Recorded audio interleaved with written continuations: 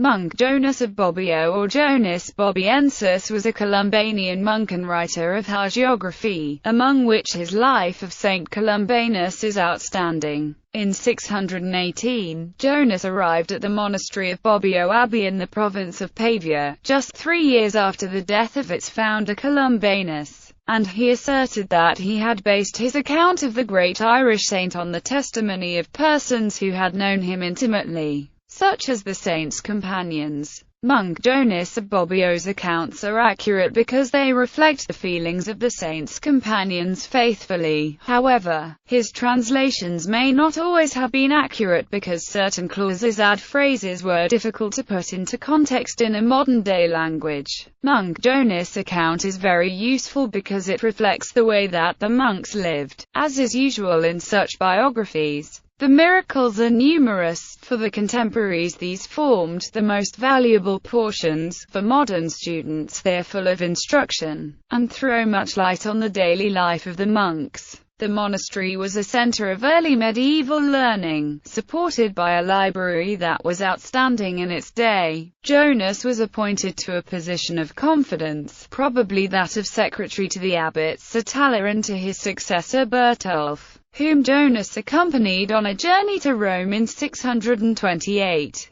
Immediately after his return he moved to Gaul, for his life of Eustace, abbot of Lacoy, reflects personal acquaintance, appealed to by Saint Amand for assistance in his missionary work among the pagans of what is now Belgium and northern France, which occasioned his veto of Saint Vedast or Vaast, the first Frankish bishop of Arras, in fulfillment of a promise made to the black monks of Bobbio during a short return visit to the monastery in 639. He wrote between 640 and 643 his principal work, The Life of Saint Columbanus. In 659, when he was sent by the Queen Regent Balthild on a mission to Chalon-sur-Saône, he was referred to as abbot, though of which monastery it cannot now be determined. During this journey he sojourned for a few days at the monastery of Ariacuto Me in the diocese of Langres.